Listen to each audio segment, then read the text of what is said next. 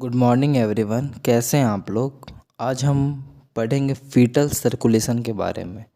जब बच्चा माँ के गर्भ में होता है तो oxygenated blood and deoxygenated blood कैसे सर्कुलेट होती है उसके बॉडी में और कैसे उससे वेस्टेज भी बाहर कैसे निकलते हैं उसके बारे में आज सीखने वाले हैं। तो वीडियो के अंत तक बने रहेंगे। चलिए मिलकर सीखते हैं ये होता क्या है। फीटल सर्कुलेशन में फीटस वर्ड का जानना काफ़ी इम्पॉर्टेंट होता है। फीटस का मतलब होता है जो बच्चा गर्भ में होता है ना, जो पेट में होता है या जिसको हिंदी में भ्रूण बोलते हैं। उस बच्चे में कैसे ऑक्सीजनेटेड एंड डीऑक्सीजनेटेड ब्लड का सप्लाई होता है और कैसे टॉक्सिक मटेरियल और CO2 का रिमूव होता है। तो ये सारा सर्कुलेशन हम लोग प्लासेंटल सर्कुलेशन में ही आता है ना। इसमें अम्बलाइकल कॉर्ड और जो प्लासेंटा में ब्लड वेसल्स होते हैं जो फीटल ब्लड को कैरी करता है, वो सारा चीज़ हम लोग फीटल सर्कुलेशन में देखेंगे। जैसे कि इसके मुख्य पार्ट है placenta, umbilical cord, umbilical vein एक होते हैं, अम्बलाइकल आर्टरीज दो होते हैं, लीवर, डक्टस विनोसिस जो लीवर के पास होती है ये याद रखिएगा आप, pulmonary artery, lungs, foramen ovale है ना जो राइट और लेफ्ट आर्टरियम के बीच होती है, अरोटा, डक्टस आर्टरियोसिस, किडनी है ना। रेड से आपको ऑक्सीजनेटेड रिच ब्लड दिख रहे हैं, ब्लू से ऑक्सीजनेटेड पुअर ब्लड दिख रहे हैं, मिक्स ब्लड पर्पल से दिख रहे हैं। इस डायग्राम में के माध्यम से हम ये बताना चाह रहे हैं कि कैसे ये पार्ट्स का इस सर्कुलेशन में यूज होगा। ठीक है, अब हम लोग प्लासेंटा के बारे में देखेंगे। प्लासेंटा में कुछ इंपॉर्टेंट पार्ट है जैसे कि फीटल आर्टरी है ना, फीटल वेन कैसे ये अम्बलाइकल कॉर्ड से अटैच है, maternal vein, intervillous space, maternal artery, chorionic villi, ये सब जो पार्ट होता है ये प्लासेंटा के पार्ट्स है। प्लासेंटा के ऐसे ऑर्गन होते हैं जो डेवलपिंग फीटस जो होता है जो यूट्राइन वॉल में होती है, ठीक है ना, जो कि ये प्लासेंटा न्यूट्रिएंट्स देने का काम करती है ना। प्लासेंटा एक लाइफ सपोर्ट मशीन होती है जो एम्ब्रियो को डेवलप में हेल्प करती है, ऑक्सीजन प्रोवाइड करती है, फूड प्रोवाइड करती है फीटस को, और टॉक्सिक मटेरियल को रिमूव करने का काम जैसे कि CO2 हो गई है ना, टॉक्सिक मटेरियल उसको रिमूव करने का काम ही प्लासेंटा का ही होता है। ठीक है ना, जो भी इन्फेक्शन होंगे उससे फाइट करने का काम करेगी है ना, हार्मोन्स को प्रोड्यूस करने का काम करेगी और प्रेगनेंसी में हेल्प करती है ये प्लासेंटा।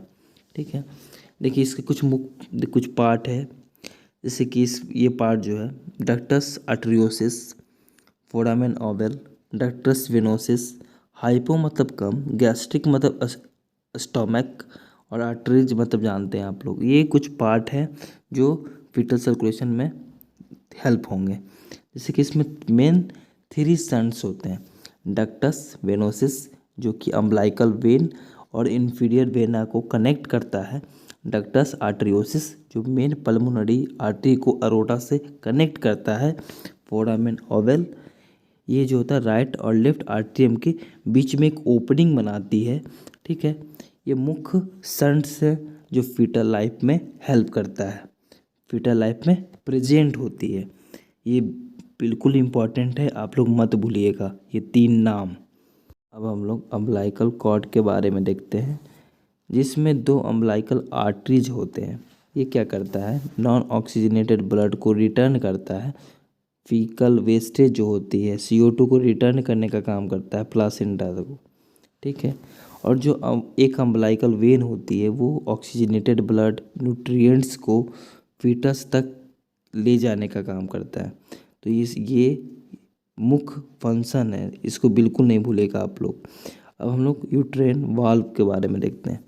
यूट्राइन वाल्व जो होती है इसमें देखिए ऑक्सीजनेटेड ब्लड कौन सा है, डीऑक्सीजनेटेड ब्लड कौन सा है, umbilical cord, umbilical arteries blue colour से दिख रहे हैं, अम्बलाइकल वेन, कॉर्डोनिन, ठीक है, मैटरनल ब्लड, यूट्राइन आर्टरी है ना, यूट्राइन वेन, किस पार्ट को क्या क्या कहते हैं ये दिखाने का एक प्रयास है हमारी। अब हम लोग सर्कुलेशन देखेंगे कैसे होता है। तो ऑक्सीजनेटेड ब्लड प्लासेंटा से अम्बलाइकल वेन के थ्रू फीटस में जाती है, फीटस से लीवर में जाती है, लीवर से जब ब्लड को रिसीव कर लिया जाता है तो वहाँ पर पोर्टल वेन के थ्रू डक्टस वेनोसिस से, है ना, डक्टस वेनोसिस मतलब कि दो रास्ता खुलना, है ना, एक लीवर में रह जाएगी और एक इन्फीरियर वेना कैवा में जाएगी। वहाँ पे राइट और लेफ्ट आर्ट्रियम होंगे। राइट और लेफ्ट आर्ट्रियम के बीच एक ओवल होती है ना, एक ओपनिंग होती है जिसको फोरामेन ओवल बोलते हैं, ठीक है ना। वहाँ से राइट से लेफ्ट आर्ट्रियम में चल जाती है और लेफ्ट आर्ट्रियम के बीच एक वाल्व होती है। जब वो ओपन होती है तो लेफ्ट वेंट्रिकल में चले जाती है। जब वेंट्रिकल सिस्टोलिक होती है तो वहाँ पर लेफ्ट वेंट्रिकुलर ब्लड जो होती है ना, वो पंप जब करता है तो असेंडिंग अरोटा से डिस्ट्रीब्यूट होकर हार्ट, नेक, हेड, ब्रेन, आर्म्स में ब्लड डिस्ट्रीब्यूट हो जाती है। फिर राइट वेंट्रिकुलर ब्लड जो होती है जिसे कि जो O2 कंटेंट करेगी, जब वो डिस्चार्ज होगी तो पल्मोनरी आर्टरी के थ्रू डक्टस वेनोसिस से, है ना, डिसेंडिंग अरोटा के थ्रू हाइपोगैस्ट्रिक आर्टरीज में, फिर उसके बाद अम्बलाइकल आर्टरीज में, फिर प्लासेंटा में जाएगी। तो ये पूरा सर्कुलेशन होते रहती है। ये था आपका फीटल सर्कुलेशन में ही मेन, यही जानना ज़रूरी होती है, ठीक है, कैसे सर्कुलेशन होती है, ठीक है। अब देखिए इस फिगर के माध्यम से एरो के थ्रू कुछ समझ में आ रहा होगा कि कैसे कैसे ब्लड पहले गई थी, फिर प्लासेंटा से कैसे जाएगी और प्लासेंटा में कैसे आ रही है फिर, है ना, क्योंकि ये सर्कुलेशन तो होते रहती है ना।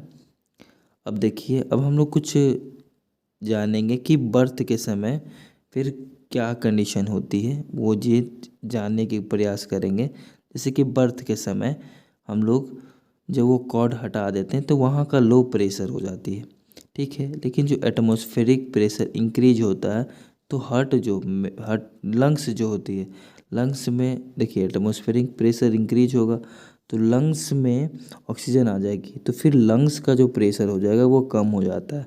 कब? बर्थ के समय, ठीक है। तो ये याद रखना ज़रूरी है। अब क्या क्या चेंजिंग होती है फीटल सर्कुलेशन में, जैसे कि संट जो था ductus arteriosus, foramen ovale, ductus venosus, तो जो फंक्शनिंग करेगा, क्या क्या फंक्शन करेगा, डक्टस आर्टरियोसिस 10 से 96 आवर, फोरामेन विथिन मिनट, जन्म के बाद कुछ ही समय तक, और सेवरल समय तक, मतलब कुछ ज़्यादा समय तक ये भी रहता है, डक्टस वेनोसिस भी रहता है। लेकिन जो एनाटॉमिकल जो ऑर्गन होते हैं वो 2 से 3 वीक काम करेंगे। फोरामेन ओवल 1 साल, है ना, 3 से 7 दिन तक जन्म के बाद डक्टस वेनोसिस। रियूमिनेंट मतलब होता है क्या चीज़ शेष बच जाता है, तो ये एक लिगामेंट होता है जो कि पल्मोनरी, है ना, और अरोटा को, पल्मोनरी आर्टरी और अरोटा को कनेक्ट करने का काम जो आप डक्टस आर्टरियोसिस में देख रहे हैं वो होता है। तो रिमिनेंट मतलब सिंपल से होता है कि क्या चीज़ शेष रह गया, ठीक है।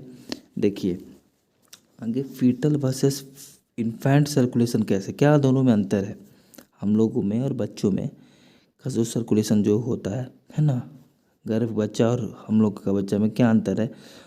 उसका प्रेशर फीटल का लो होता है लेकिन इन्फेंट का प्रेशर हाई होती है। ये राइट टू लेफ्ट सेंटिंग होती है, उसमें जगह ब्लड फ्लो लेफ्ट से राइट होती है। लंग्स में कोई काम नहीं करता है, वो माँ का ही प्लासेंटा के थ्रू ही होता है। लंग्स तो जन्म के बाद काम करती है।